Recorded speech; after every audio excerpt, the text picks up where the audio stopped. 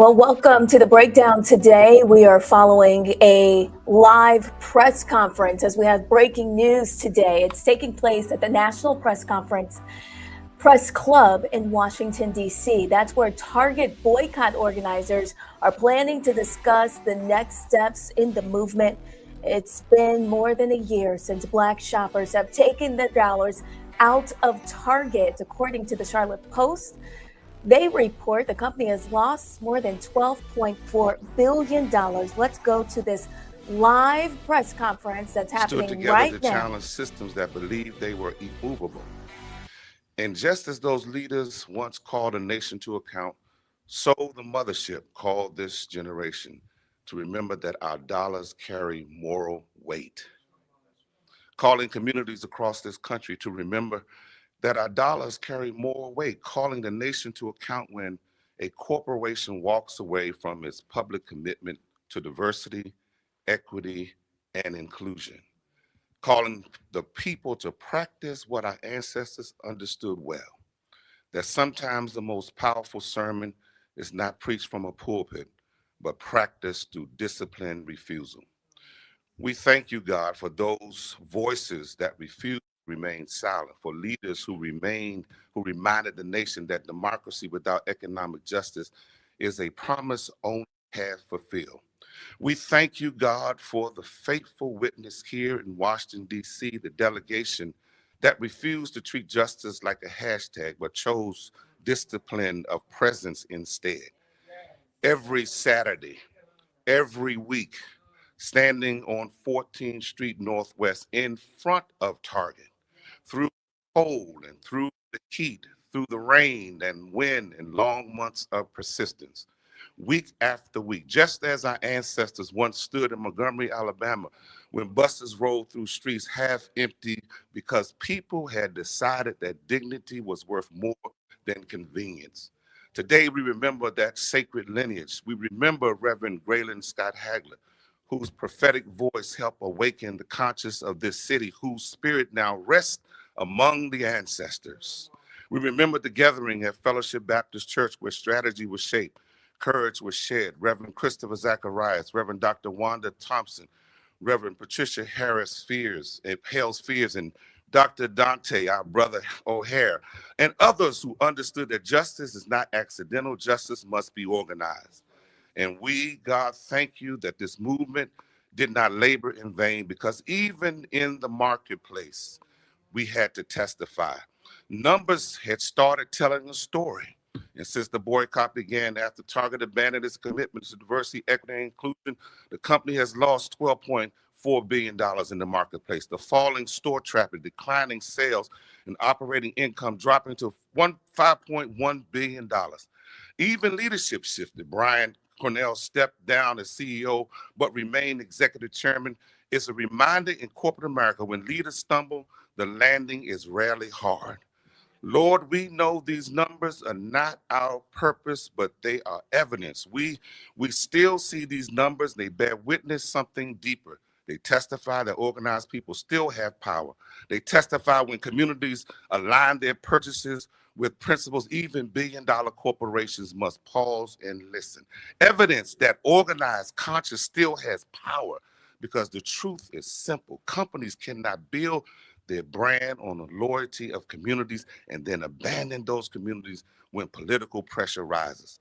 So today we acknowledge a partial victory, not the end of the struggle, but the proof that disciplined economic resistance still matters. We are living in a time when corporations retreat from justice, when political pressure rises, when diversity, equity, and inclusion are treated as optional instead of essential. So God, strengthen us. Remind us that every corporation watching today, that communities are not markets to be manipulated, but people to be respected. Remind every leader today that justice delayed will eventually become justice demanded.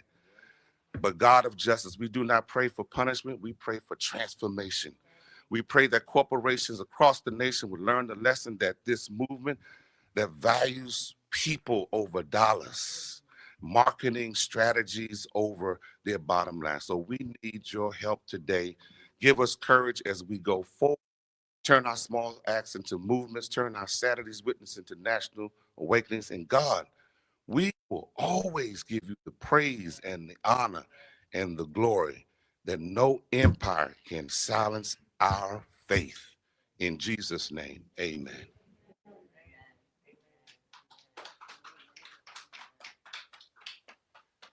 Amen. And good morning, everyone. My name is Patricia Hale Spears, and I'm the pastor of the Fellowship Baptist Church here in Washington, D.C. And it was at my church that our dear friend, Reverend Graylin Hagler, got together a group of clergy because he knew that even though there was a national fast going on of Target, that we weren't going to be spending anymore, that there was a need for some additional push, that our people are not all sitting in our pews or sitting in our churches, that people needed to hear this story. And so he gathered us. And in the typical Reverend Hagler fashion, he said, it is not enough just to sit around and hope, as Reverend Dr. Tate said, hashtag this movement. We need to let people know that this is real and we are committed to it. And so labor locked on with us and we walked those streets. We made a commitment to go intentionally down to one of the locations where vendors were flourishing. See, here in Washington, we were dealing with at that time, and many people were struggling with that need for the National Guard was coming everywhere. And they weren't looking at the economic future that was being stripped from us as an undercurrent. And so we came together. And I will tell you, it breaks my heart because it was just a few months ago when Reverend Hagler, who had been with us from the very beginning when dealing with late stage throat cancer, and the cancer was riddled all over his body. I was sitting at a forum for the Target boycott at one of the churches, and I didn't make it to the action that day. And his beloved called me up and said, could you get to Graylin? I don't think he could stand up. He's staggering. But he made a point to make sure we got all of the documents that we needed to hand out to people. And even though he could barely walk to his car, he stumbled along the walls. He still wanted to make sure that we were ready. That's the commitment that we're talking about.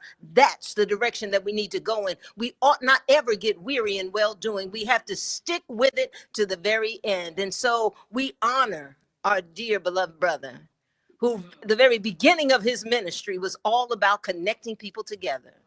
It was him that on the day that his dear friend Jesse Jackson died, he too transitioned. But it was him who gave Jesse that rainbow. He says, Jesse had push. He says, but you need to add rainbow to it because I'm dealing with the Latino and the African-American pastors here in Chicago.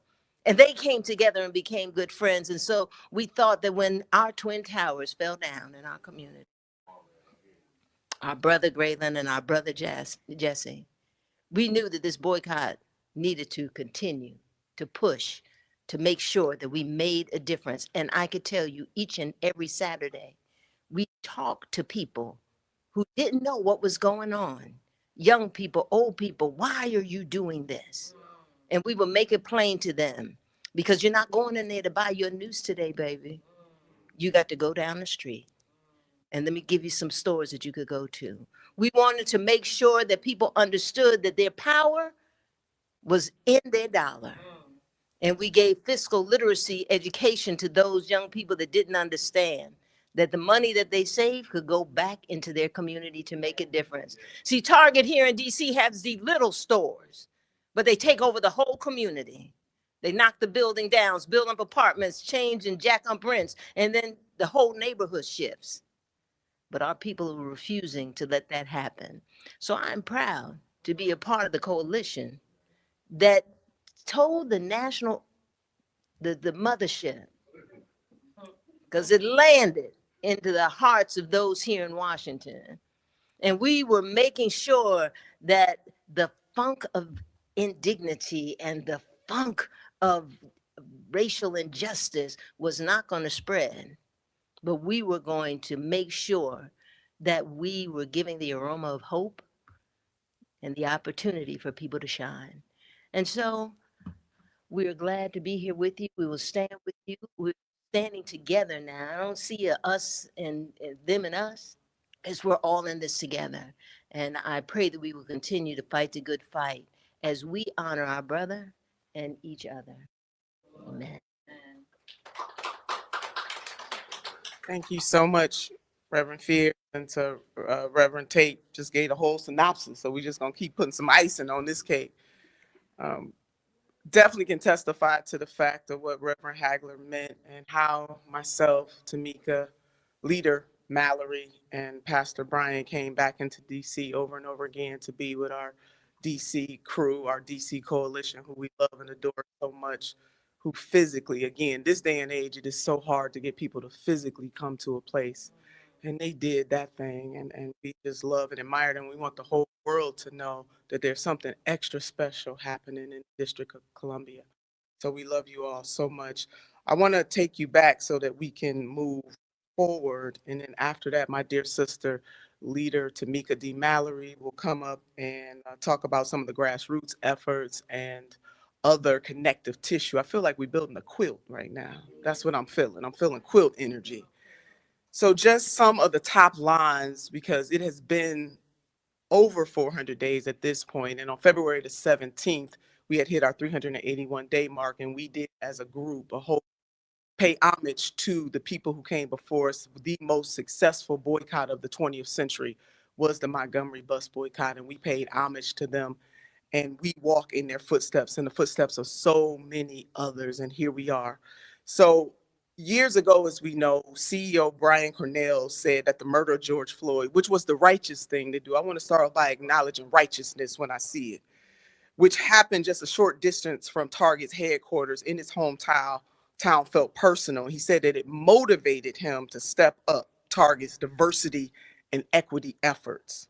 And I want to quote him here that could have been one of my Target team members, he said at the time, recounting his thoughts as he watched the video of George Floyd taking his final breaths.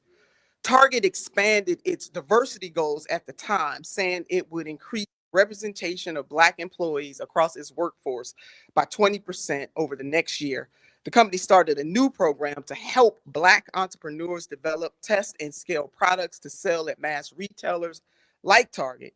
And it promised to spend more than $2 billion with Black-owned businesses by 2025, from construction companies that build or remodel the stores to advertising firms that market its brand.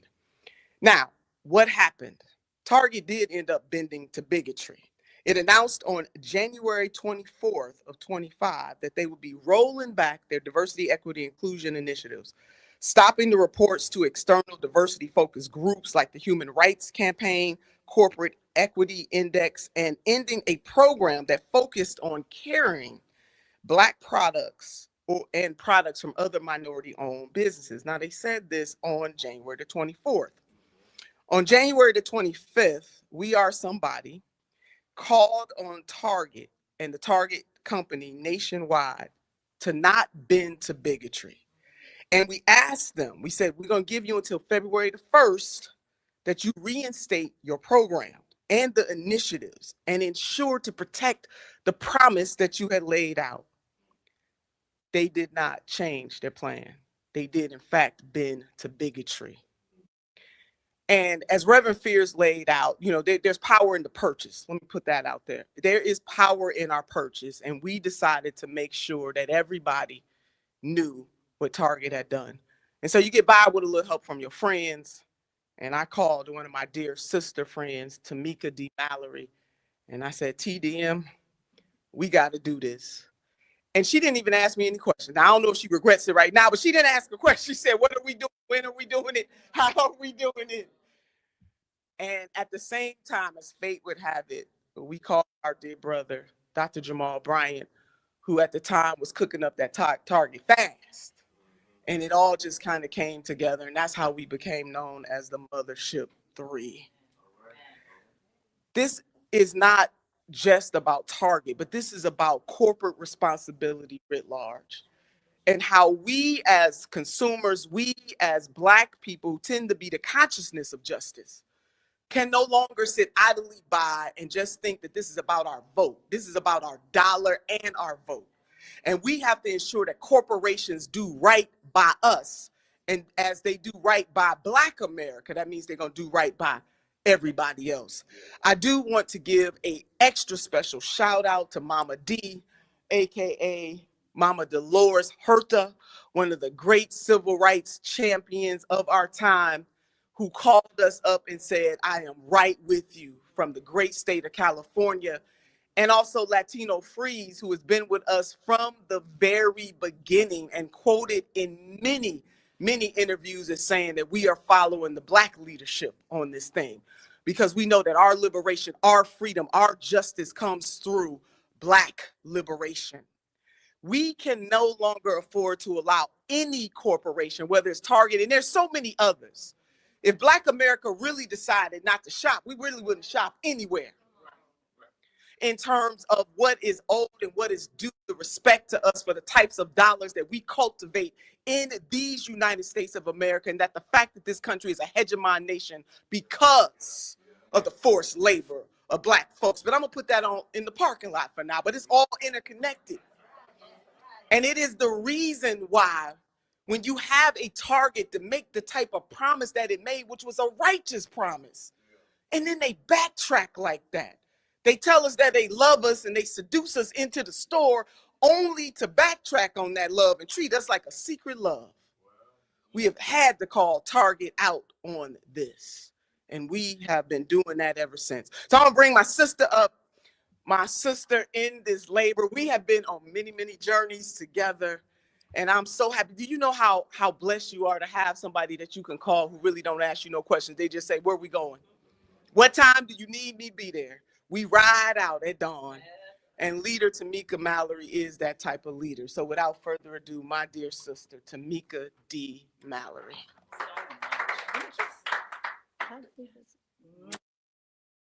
Y'all give it up for Senator Nina Turner. You know, that's our fighting sister. And she keeps it super duper real. And I appreciate that when I'm feeling like my knees are shaking, I can turn to Nina Turner and always find a strong sister to help get me back on track. And so it has been really incredible to be in a, for lack of a better term, a threesome, the mothership with these individuals. And Carrie Bryant, I ain't talking about that kind of threesome. But with this group, you know, we, the three of us, have really been through a lot through this process. I think it's important for people to understand the human side of leadership. It is hard. It's not easy. And there's a lot of people who want to take credit for leading things, which they should, because we all lead in our own right. But it took real work every day, even when at times we felt a lot of things, sometimes betrayal, you know, sometimes just tired. You're fighting against a massive system. And the fact that we were able to stay the course is really special to me. And of course, Jamal, who is my brother, my big brother, and, you know, his creativity, your creativity, let me not speak as if he's not in the room. Your creativity is incredible. What you have been able to do, not only in your life, but in your ministry and everything that we see happening, is you should be celebrated for it, because it is certainly, you had the thing that helped us to kind of bring this to another level. And we all needed one another. We all needed to play a specific role. And so I'm grateful to be here, and good afternoon to all of you. Thank you for those who are tuning in around the nation, possibly around the world. To all of you who showed up here today, I really want to join my colleagues in acknowledging the thousands of people, tens of thousands of people, probably millions of people who didn't need to sign up. They didn't need to call anybody to be acknowledged. They just did what they could do, which was to stop spending their money right in their town, right in their community. And those are the people who we honor today. Thank you for participating in the Target Fast and the consumer boycott overall. For many people, this was not symbolic. It required real sacrifice. People changed where they spent their money. Small businesses and families made difficult decisions. I think about the authors who asked people not to purchase their books from Target. I think about those vendors who redirected sales to their own websites, and also some of them showed up at community events to sell their products directly to consumers. It's not easy to do that when you've already worked so hard to become a vendor in a place like Target, and they should be celebrated. This happened because we know that when vulnerable communities are under attack, the people must respond in ways that demonstrate our collective power. And because of people's support, your sacrifice, and our commitment, we are gathered here today to provide a report on the progress we've made and the areas that are still of concern. And as I sit here and look at those of you who were outside of Target every single Saturday, you guys put the real skin in the game. And we are nothing when we say we're leading and there's nobody there to be a part of the movement. So you really are the ones that held this thing together, and you deserve to be praised, honored, supported, and thank you so much from my heart for what you all did to keep this movement going. For many months, Target remained silent as we requested multiple times that they meet with us, the previous CEO, the incoming CEO who is now, he is the sitting CEO. We wanted to discuss the boycott and the demands. And those demands were always about ensuring that the commitments made to the Black community in the wake of the racial justice uprising of 2020, in the name of George Floyd, that they would not simply disappear under the pressure of the racist attacks on diversity, equity, and inclusion. Pastor Bryant will come up and speak more about the specifics of each demand. But based upon the conversations that we had with Target, multiple meetings that we have participated in, we can report today that there has been progress in a few significant areas. I believe it is important for our community to know that when we work in a collective capacity, our efforts can produce movement. And so today, we want to acknowledge that the progress that has been made belongs to all of you. At the same time, it is equally important for us as good stewards of your energy to provide a full picture so that you can make decisions about how you would like to proceed going forward. To that end, during a recent internal meeting with Target employees, the new CEO, Michael Fidelki, acknowledged that the company bears responsibility for the breakdown of trust. He actually said that the trust had been broken, particularly with Black customers and even with the employees within the company. And that kind of acknowledgement matters. Taking responsibility is an important step towards trust if you truly want that trust to be restored. The acknowledgement demonstrates that you can name the harm and state your commitment to be better out loud. One of our concerns with Target this entire year plus has been the company's unwillingness to make a clear, direct statement about where it stands in the midst of deep disappointment and the massive upset that their canceling of the DEI program caused the Black community. So some people might say, well, why does that matter? That they make a very clear acknowledgement. The answer is very simple. As a billion-dollar company, you cannot harm people in public and then apologize in private. If the harm was public, then the acknowledgement must be public as well. It must be clear and it must be heard by all of those impacted. Aligning with the Trump administration as they provide license for corporations and institutions to discriminate against Black people was wrong in January 2025 and is still wrong today. So it's good that the company has spoken to their employees, That matters. But my mother would like an apology too. And she does not work for Target. And so we sat across the table from the CEO and we asked, Mr. Fidelki, when will you acknowledge the harm that has been caused to the Black community outside of your employee meeting?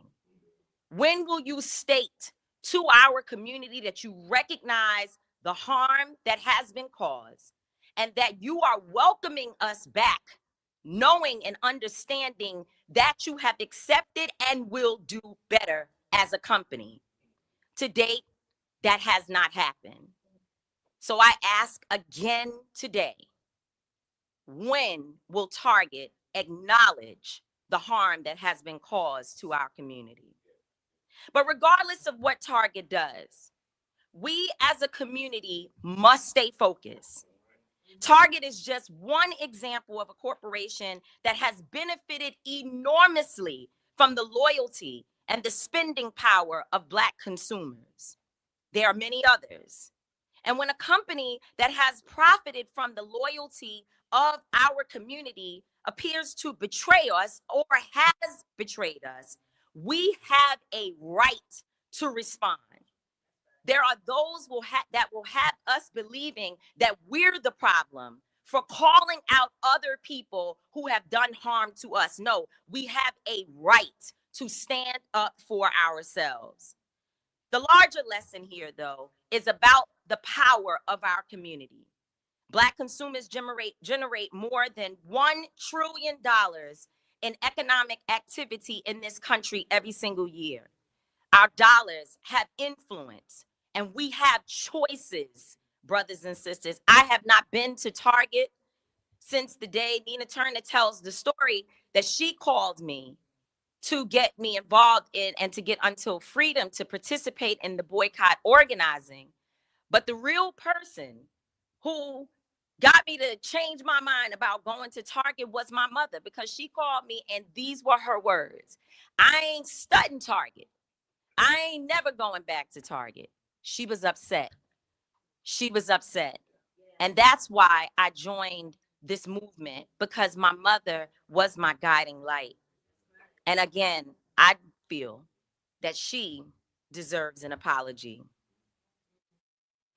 If it were not the case that we have power, that we have influence, there's no way the CEO would have sat down with us.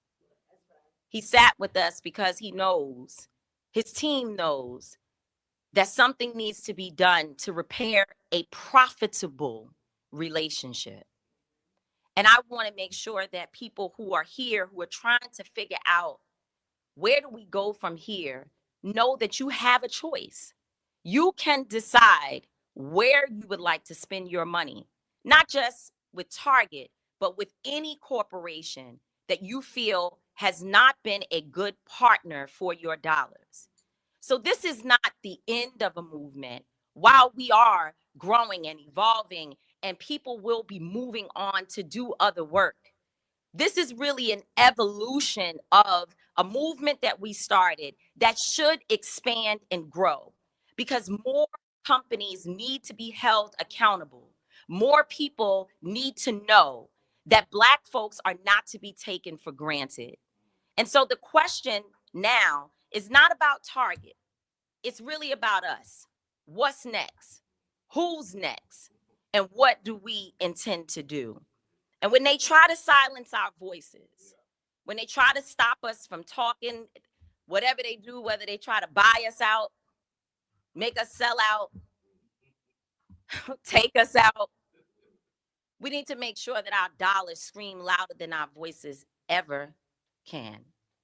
And we should be screaming Black power. God bless you all.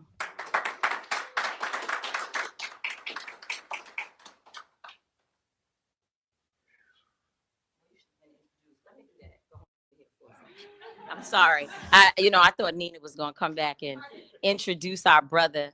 Let us please bring to the podium the Honorable Prime Minister, the Reverend Dr. Jamal Bryant, who is the organizer and the great visionary behind the Target Fast. Thank you. Thank you. Good afternoon, all of you. Let me take a moment in the middle of Women's History Month to say I never had the opportunity to breathe the same oxygen as Fannie Lou Hamer. I never got to meet Sojourner Truth or to know Harriet Tubman. But working alongside Nina Turner and Tamika Mallory puts me in the center of history to point to my daughters to say, this is what super bad sisters look like. And I am grateful. Always in the civil rights movement, it has been Black women who have done the heavy lifting. And so I want to take a moment just to salute and to celebrate my sisters who have really been the heartbeat and the brain trust of this movement. Can we celebrate them for the work that they do? I am grateful. They are not colleagues or co-workers for me. They are my sisters, and I love them. We are sisters and brothers in every sense of the word. We fight, we argue, we disagree, but we kiss and make up by the next day, and we're grateful. In that same heartbeat, we owe a debt of gratitude to Bishop Leah Daughtry, who has been an abiding force and a mentor and a coach and advisor and a consigliere in so many ways, and a therapist to make it happen. I wanted to rise today, just 72 hours after the 61st anniversary of the March from Selma to Montgomery, to recognize the life and the legacy of Bernard Lafayette and Reverend Jesse Lewis Jackson, who both respectively helped pave the way for the cement that we now stand on. I'm grateful that Ecclesiastes is right, that there's nothing new under the sun. Reverend Jackson said many years ago when he was launching the Wall Street Project that we've got to move from the racial battleground to the economic common ground. This is serendipitous for us to be here today, and I wanted you to be mindful that Representative Turner is from Ohio. Leader Mallory came in today from New York. I'm from Atlanta, but we're here because Washington is holy ground, not just for those who have been trudging through the streets for a year solid, but also to know that this is a manifestation of the idea of Martin Luther King Jr., who said this ought to be the place that we find financial freedom for those who are poor, that this is an idea that is not yet realized. And so the three of us are the sons and daughters of the civil rights movement, knowing that the next progressive step after civil rights is civil rights, that there has to be some economic development. Harry Belafonte gives witness to Dr. King calling him 4 weeks before he was assassinated and said, I am afraid we've integrated the Negro into a burning house.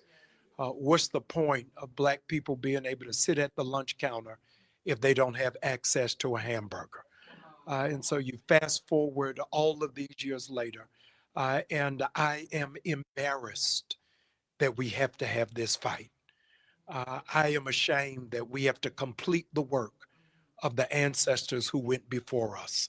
But I am grateful and I'm humbled that we have the strength to pick up the baton and to continue the journey. Let me first thank 300,000 people who have registered to be a part of the Target Fast from all over, for the nameless and faceless pastors and churches and denominations who walked alongside us. Thank you. When Senator Turner began to speak this out loud and Leader Mallory began to echo the sentiments, there were naysayers who didn't think this would have any impact, have any effect, because quite frankly, honestly, transparently, a whole generation has not seen an effective boycott. This took 70 years for it to come full circle. And so we stand on the shoulders of those who went before us. And so before we address Target and address anybody else, let me thank the nameless and faceless amongst you who drove 3 extra miles away from Target. Let me thank those of you who got daughters who couldn't understand why you couldn't get your Bow-Ritz from there and why you had to get shampoo from somewhere else. Let me thank you because according to Bloomberg, the valuation of Target has dropped by $12 billion. Let me thank you because according to the Wall Street Journal, it has been 3 consecutive cycles, quarters where they have not seen a profit. And I wanted to be clear before we talk about tariffs and before we talk about Iran and before we talk about trade, the impact is because of like-minded people who understand the Kwanzaa principle of collective economics.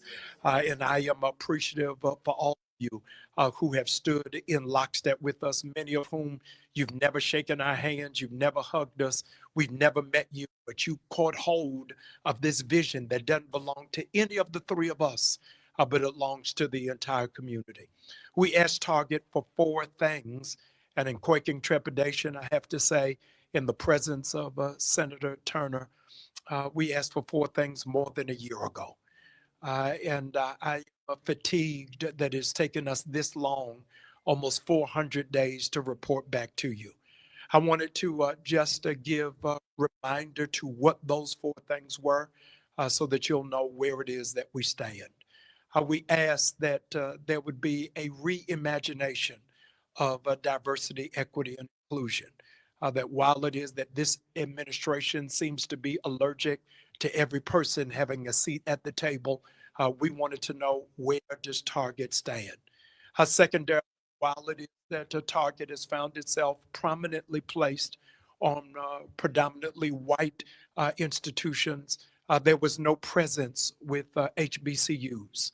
And so we wanted to know, where are you with that? Senator Turner enunciated what it is that the former CEO, Brian Cornell, articulated after the death, the murder of George Floyd, a commitment to $2 billion being invested into the community. We wanted to know where were they in honoring that. And lastly, with all of the money that the Black community invest into Target, would they be open to expanding the capacity for access to capital by investing in Black banks? For the moments that are entrusted to me left, I want to go over the 4 things that Target has completed and what left remains incompleted because we have not been able to bring you up to speed. Let me thank the new incoming President and CEO, Michael Fidelki, who just started the first day of Black History Month. And so he has proven that he wants to make history in Black history, not just remember it. I want to thank Senior Vice President Isaac Rios, who has met with us consistently through this process. And I want to thank our ally, Ray Robinson, who has been very instrumental in helping all of the parties get to the table. First is the $2 billion commitment. Those of you who grew up like I did in the 80s, and you remember the Wiz, Stephanie Mills said, "Don't nobody bring me no bad news." So let me say to you that Target, in their commitment for $2 billion, has completed 97% of it. And the remaining balance should be complete by Easter. They've partnered with Black-owned brands, Black-owned media, Black-owned suppliers who bring a culture, creativity, and innovation into spaces where our presence has long been overlooked and, quite frankly, underestimated and ignored. Target understands the past, yet understanding the past is not sufficient. The present and the future is where it is that we are. The revolutionaries who are amongst us would echo the sentiment, forward ever and backward never. And so it's not so much about what has happened in the past, but what it is that we can accomplish in the future. Leader Mallory spoke to what CEO Michael said to the 400,000 employees in terms of us not being treated with the highest level of respect. And the question that has been asked of us over the last year, of 35 of Fortune 500 companies who have walked away from DEI, why did we pick Target first? And the answer to that resoundingly is Target is the only one we invited to the cookout. They were the only ones we felt were kissing cousins.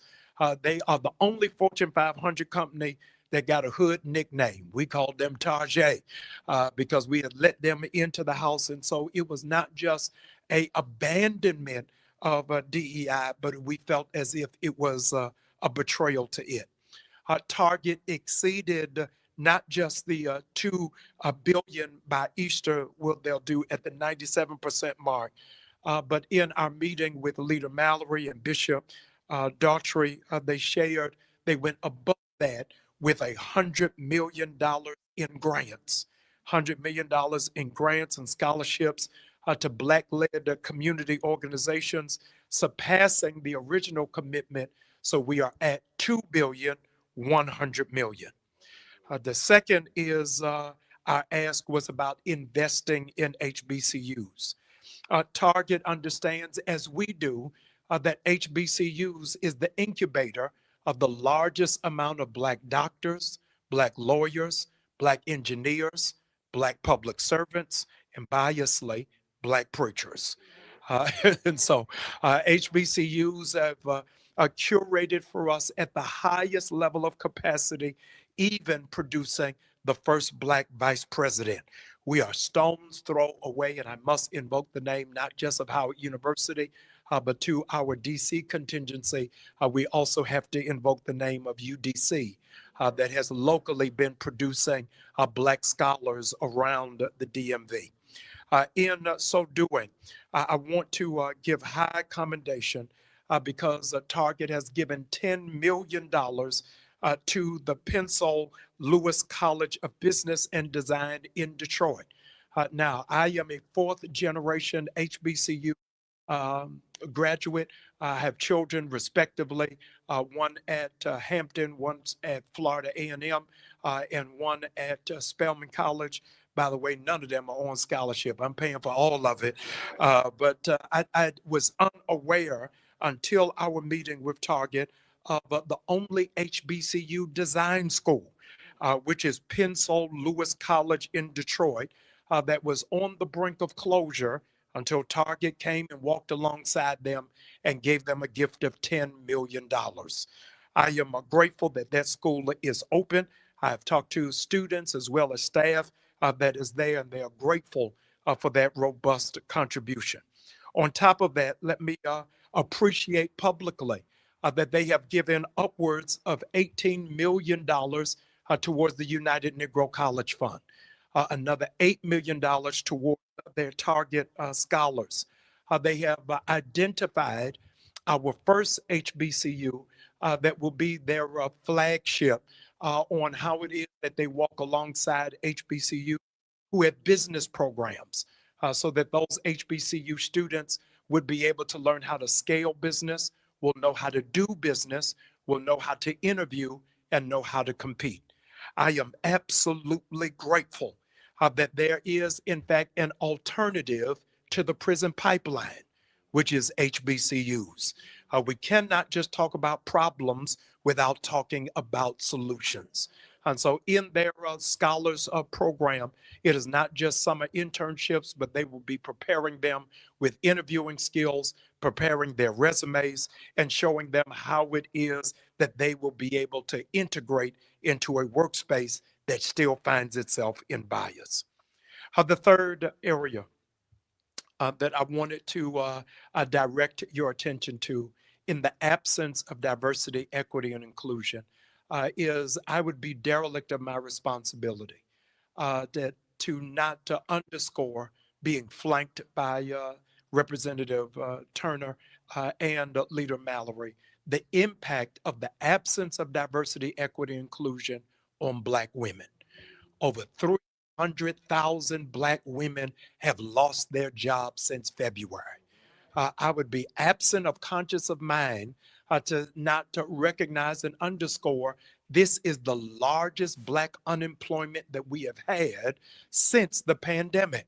And we can point to it because our people who are qualified and are work ready are not given opportunity.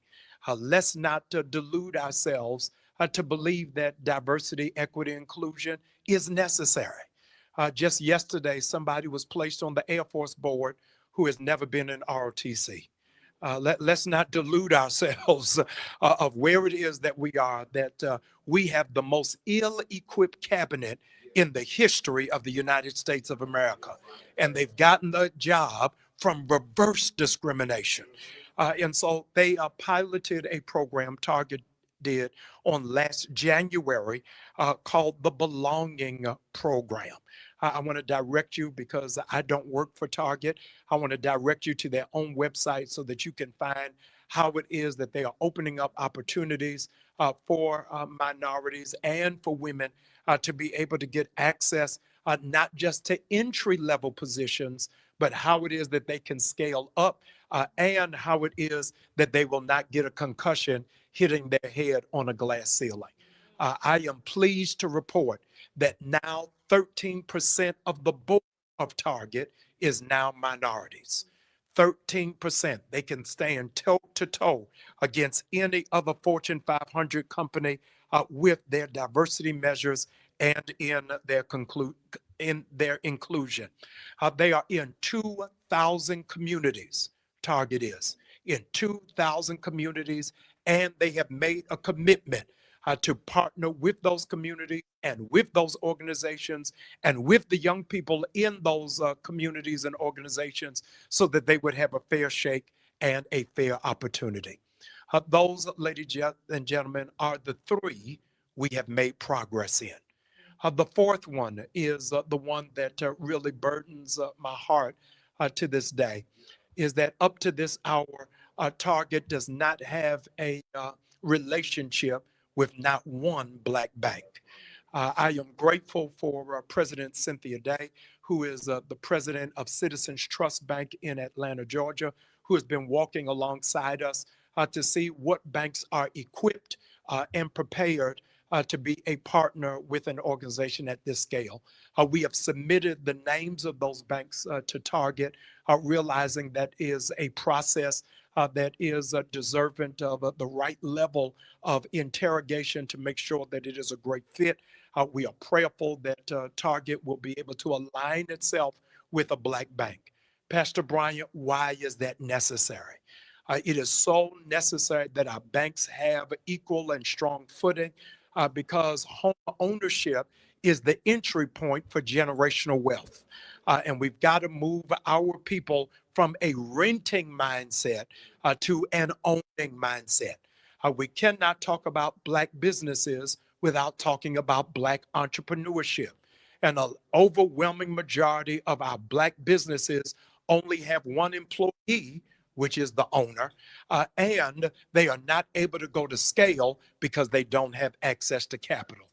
Our community banks are in fact the epicenter to help hoist us to get to the next level.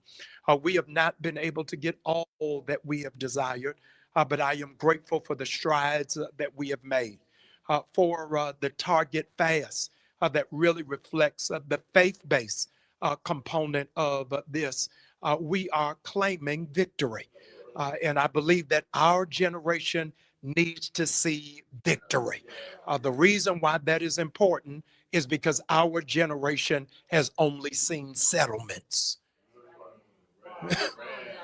Our generation has only seen settlements and has never seen victory. And so I wanted this generation to know that there is power in your voice. We are collectively the 12th wealthiest nation in the world. And if we, in fact, bring our resources together, we'll be able to make an impact and able to make a change. Weeks from now, I don't want it ever to be said that what it is that Target went through was because of Iran. I don't want it to be said that it was because of tariffs.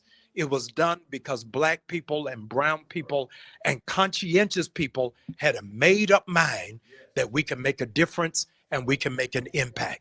And so could things be different? Yes, but things are better. And I'm appreciative. And sometimes we've got to celebrate small steps. Nelson Mandela, in his autobiography, The Long Walk to Freedom, said that the long walk to freedom begins with the first step. And I believe, ladies and gentlemen, history will record this was the first step to the new civil rights movement. And so I am grateful for those who walked alongside us, those who partnered with us, and I am thankful that we can claim in this hour that victory is ours. Would you do me a favor for the nameless and faceless people who are not in the room? Would you give them an applause, please?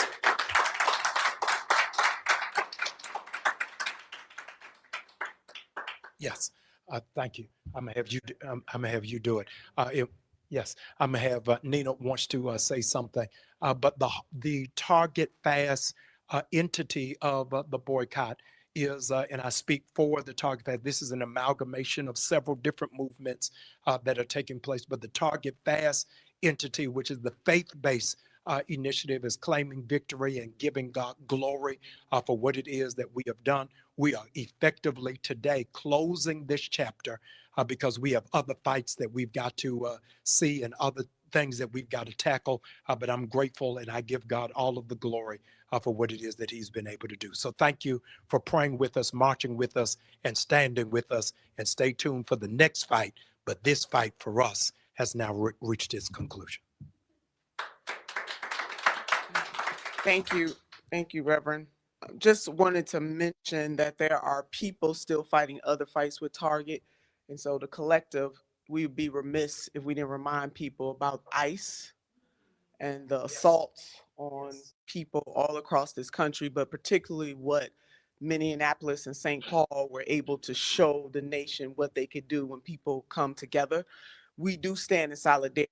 As Reverend Brian laid out the demands that we made prior to that, it's not lost on us that there's another type of fight that's interconnected with the economic fight that is going on by people being snatched up and people even being murdered, shot in the head and shot on the streets and called terrorists by a federal agency with our tax dollars. So we are here to say that we stand in solidarity, and also the House of Labor stands in solidarity.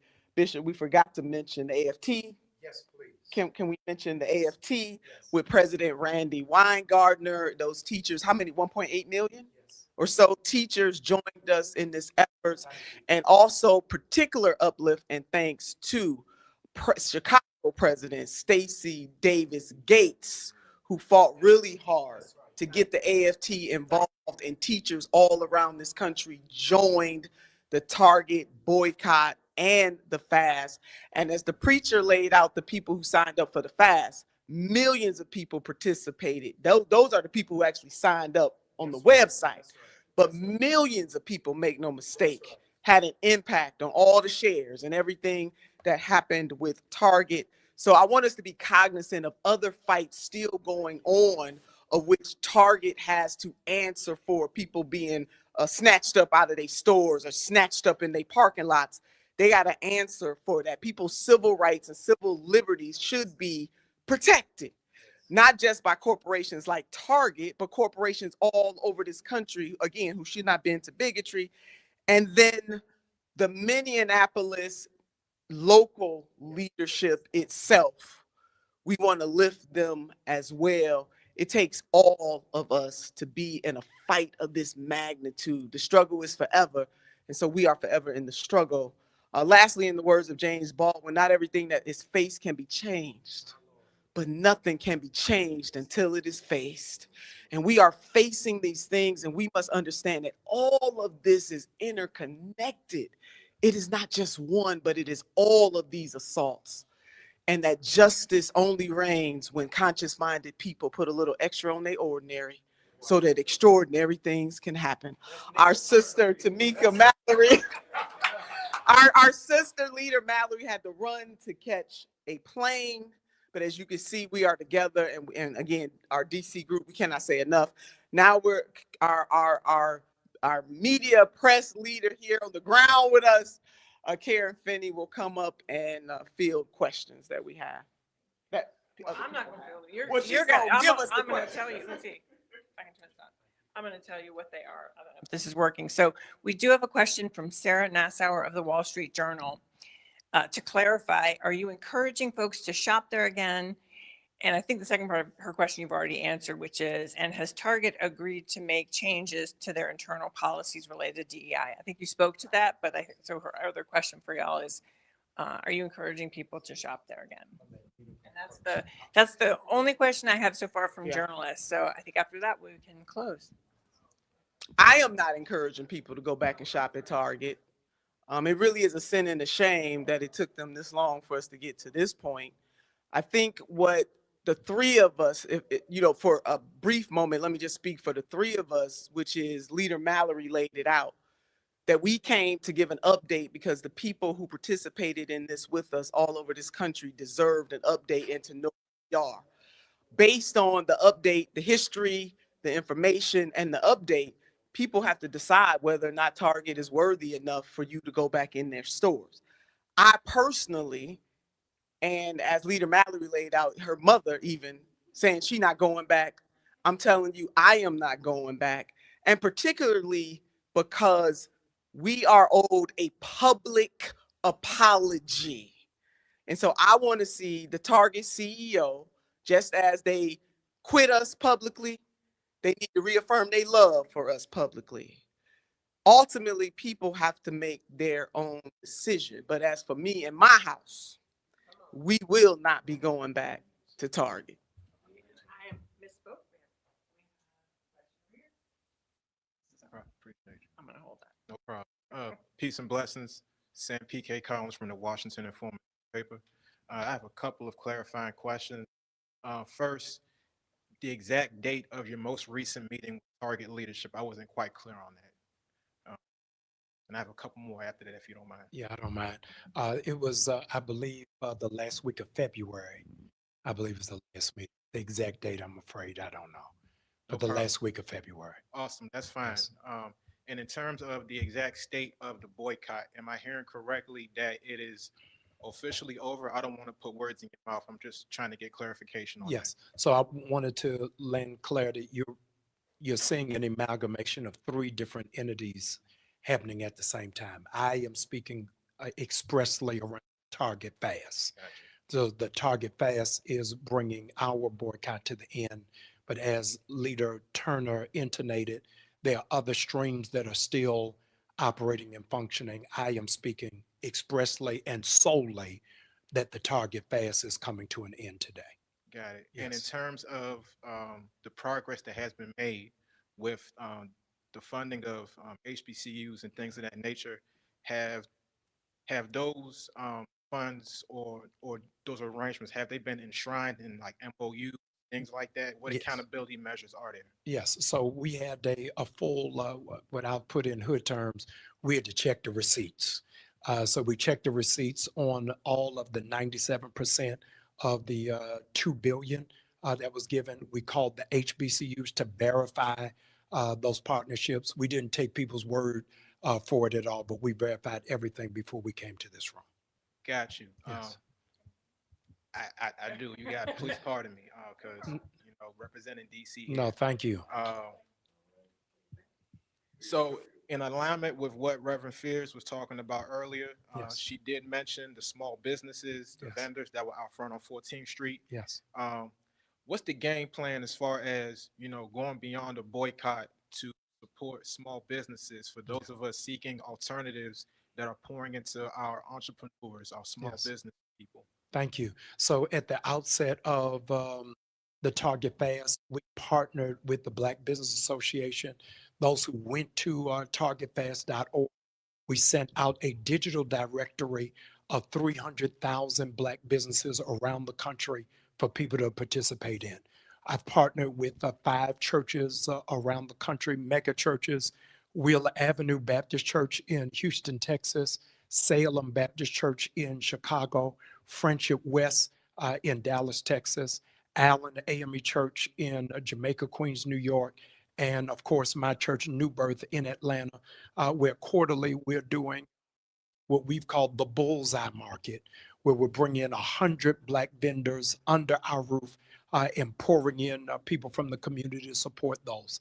It's very important for us, as you would understand, you can't tell people what not to do without showing them what to do. And so Black businesses are important. And thank you for bringing me down the trail. I want to appreciate the Black businesses that were in Target and had an adverse impact because of this boycott, and have really had to shoulder and to pivot and to adjust. I am going to be resolute about supporting those businesses that have, quite frankly, been holding on by a thread.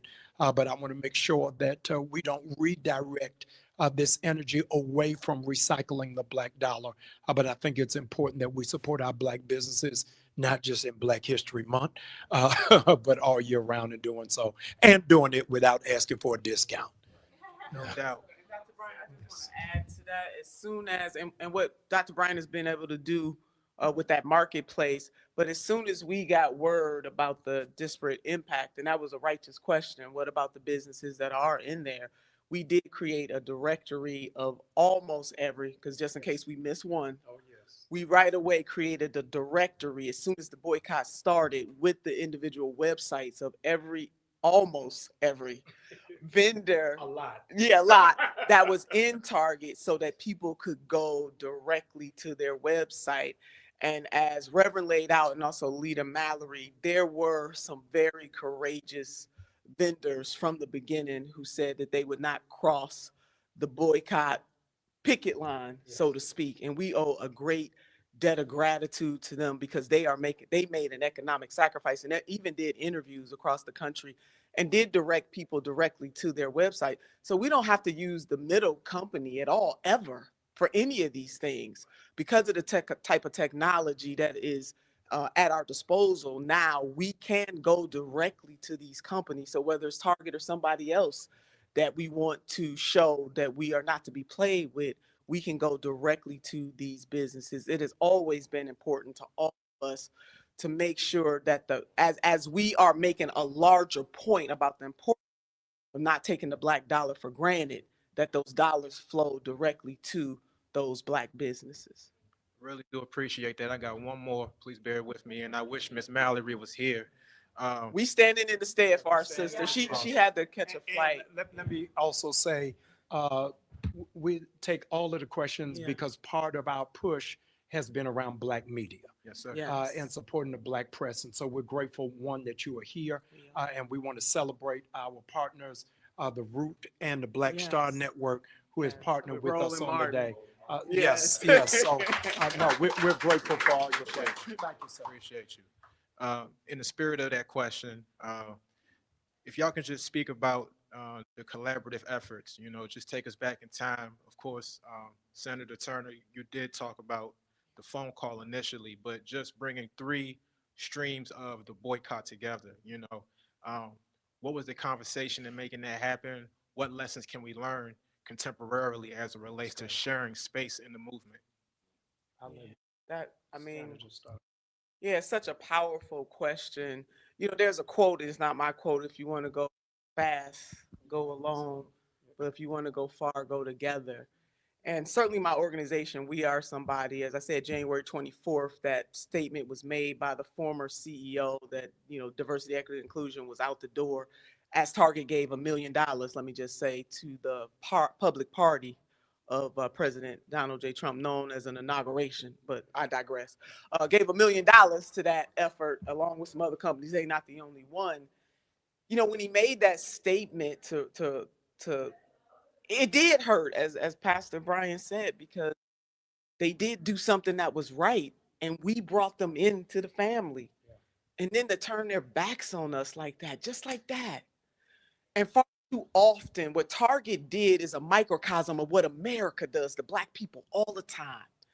We're always sacrificed on the altar of something all the time. If you look at most major compromises in country, Black people bore the brunt of the so-called compromise. And what Target did was just the 21st century version of that. Love us and then leave us. Yikes. And that hurt. I mean, that really hurt because Brian Cornell did the right thing, Pastor. He did. And then just like that, bent to bigotry, where companies like Costco and so many others said, I see you in court. You know, so Target didn't have to do it that way, but they decided to do it that way. So just the incredible weight that I was feeling in that moment and feeling some of the ancestors that Dr. Bryan invoked in this room, both names known and unknown. And what is our responsibility? You know, my sweetheart says to me all the time, our ancestors deserve all the credit in the world, but what are we gonna do? And it was that kind of feeling and hurt and betrayal. And I said, you know, I can complain about it. I can get on social media and talk about it, or I can put myself out there and try to do something about it. And that is when we put out the call on the 25th, January. And then I was on the phone probably on the 25th or the 26th because I had sold these wolf tickets. And basically it was like, Target, you got until February 1st to turn this thing around. And if you don't turn it around, we, the collective we, millions of us, gonna boycott you. And this is like the human part of it, not knowing what actually was gonna happen. That's right. And was I gonna fall on my face and saying that we gonna do this, speaking. And then I called my sister Tamika, and then we called Reverend Doctor, who was already cooking up that fast part of this thing. And I get by with a little help from my friends. And it's not just the Mothership 3, but to see the incredible outpouring of love and support of tens of thousands into millions of people, because it takes many, many people to impact your stock shares and your foot traffic in your stores. And so that's the human element of really, you know, how all of this started. I want to add the dimension that I did not relative to the Target fast is I was really in pain that I am a part of a generation that doesn't see the relevance of the Black church and sees the Black church disconnected from what's happening in the community. So the Target fast was to eke out a lane for the Black church to become re-engaged in what is taking place. It's the largest amount of Black people who don't go to church, is the largest demographic of Black people who self-identify as atheists. And so I wanted the Black church to come apart in the spirit of unity because I want all of us to really be in one lane. I want to invoke the name of Attorney Nakima Williams, who was working in Minneapolis doing the same work as us. We are not in competition. We're all fighting towards the same goal. And so I just wanted in this historic moment to invoke her name. So we have a couple more questions. Hi, I'm Chris Von Dragic with the Minnesota Star Tribune. I'm one of our DC reporters. I appreciate this opportunity to speak with you. Just quickly, Reverend Pastor, you had alluded to the Iran conflict, the Iran war. And we also know that you had said that you had met at the end of last month with Target, with Fidelki, et cetera. Can you just share why now, as far as calling for your portion at least, for kind of a conclusion, a victory, et cetera, for this campaign? And so I want to be very clear that this journey for all of us was not a symbolic one, nor was it ceremonial. And so I am calling for it because I am satisfied of the 3 of the 4. And so once I was able to verify where we were, there are other, as Representative Turner intonated, there are other issues that are yet amongst us, but they're not in the 4 of my original ask. And so in integrity to what I asked for, then I wanted to be in line and in lockstep with that. So I am asking for it now because I am satisfied with what it is that I've been able to discover. Yes, thank you. My name is Nia 2X from Nia 2X Radio, the voice of the people. I wanted to clarify.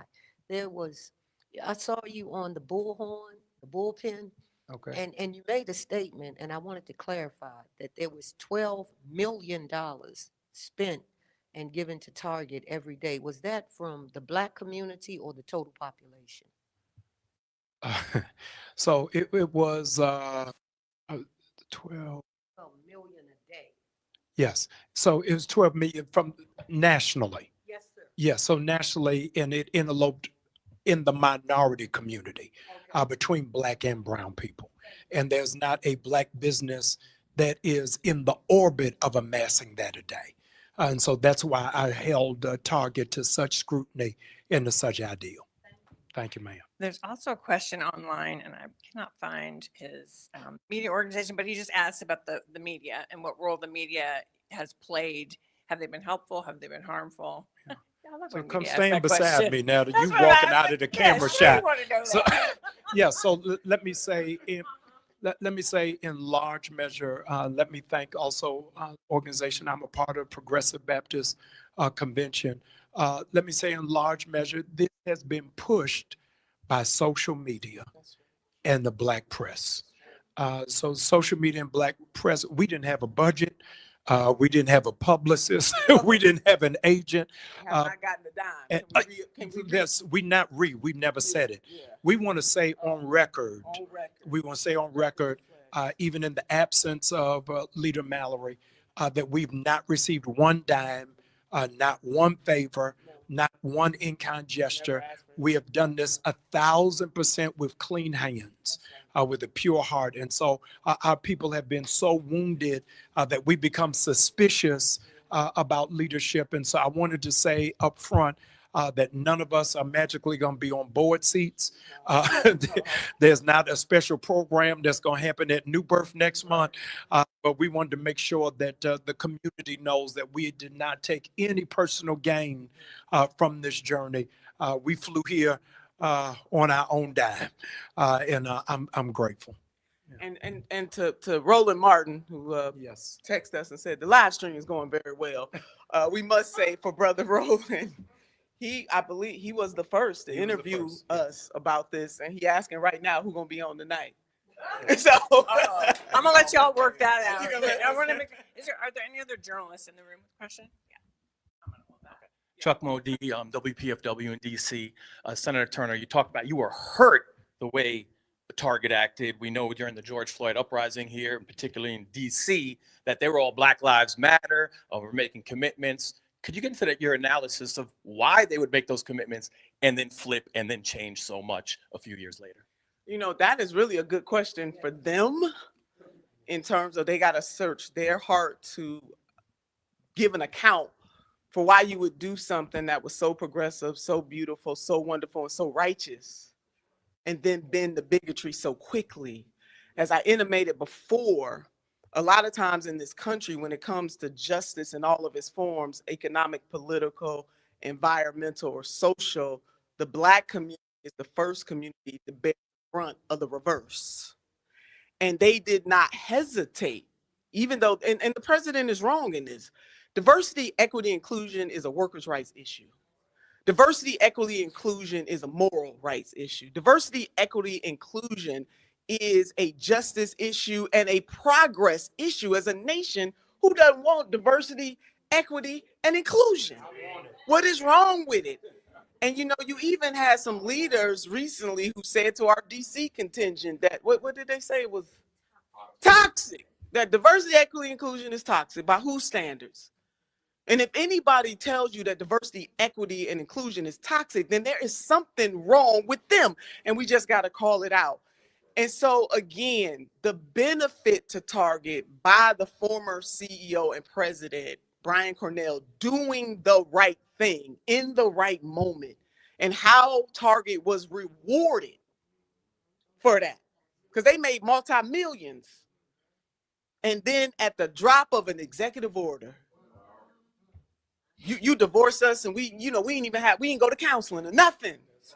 You just dropped us. No mediator. You just dropped us. So yeah, there is a pain there. There's a gnawing there that is exacerbated by a Black experience in America, that we understand that what Target did to us is just a reflection of what happens to us over and over again in different iterations and different forms in the United States of America. So yes, it was very hurtful. And again, earlier on in my remarks, I want to say this again, Mama D, the local Porta, trying to get to, hey, I got to talk to y'all. Got to talk to you, Reverend Brian, all of y'all. Just want to thank her so much, because there's a backstory to that where they went to her first to try to divide and conquer. And I'm going to lift up Mother Horta in this room, that she nor her daughter in that meeting allowed Target executives to divide and conquer the Black community from the brown community. Dolores Horta did that and hadn't even met with us.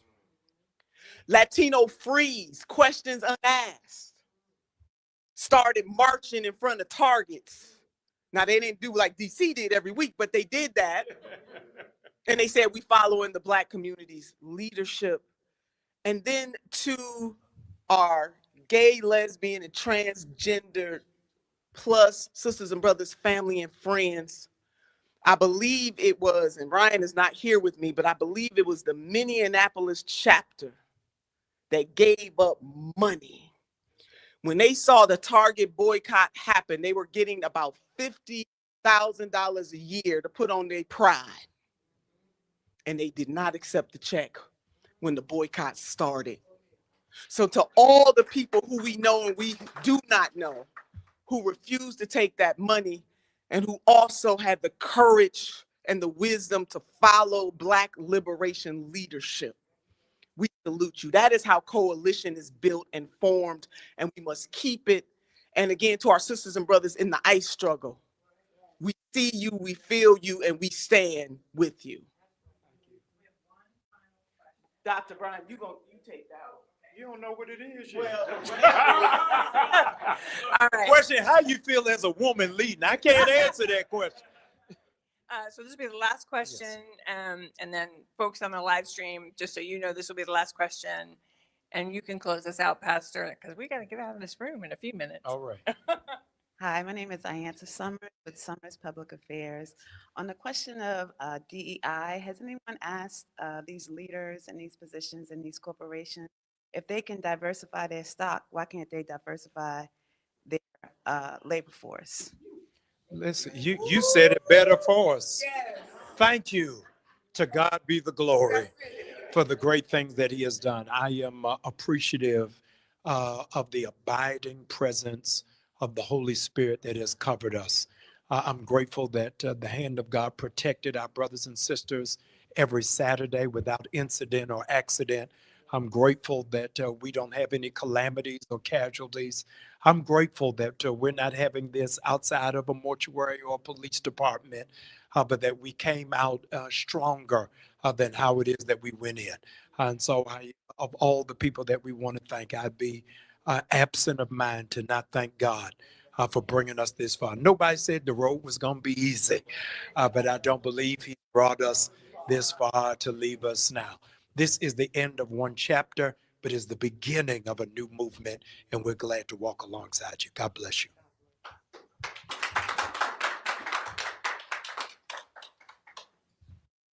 You're a rock star. Thank you. Yes. Happy. Thank you all for helping us. We're grateful. Well, you have been watching live coverage of the Target boycott press conference from the National Press Club taking place in Washington, D.C., brought to you by the organizers of the movement. Right there, you see Pastor Jamal Bryant. Also, earlier today, activist Tamika Mallory was there alongside Ohio State Senator Nina Turner. They are claiming victory, at least Pastor Bryant is. Leaders shared how standing together and exercising economic discipline, emphasizing respect for our buying power has proved impactful in this Target fast. The boycott costs the company somewhere between $12 and $15 billion in market value. They said that there were 3 straight quarters where Target lost money. Target lost more than $12 billion. Again, it's been about 400 days of that Target boycott. Still no relationships with Black banks. And so that's something that the trio is still working on. But come to find out, Target is saving a HBCU design school in Detroit by giving them $10 million to stay open. We've also learned that about 13% of the Target board is now diverse. And so We will have more on the impact of this Target fast coming up later on tonight. So be sure to join us right here on the Black Star Network. Roland Martin Unfiltered begins at 6 o'clock Eastern, and he will for sure be talking about this Target fast and this news conference. We were the only TV entity that brought this live coverage for you. So we thank you for watching us and joining us today on the Black Star Network. Here on The Breakdown, I'm your host, Brittany Noble. Of course, you can always go to our website, the Black Star Network. We are your source for stories that matter to our community. Again, check out Roland Martin Unfiltered tonight on the Black Star Network, and we'll see you again here on The Breakdown tomorrow at noon. Have a great day.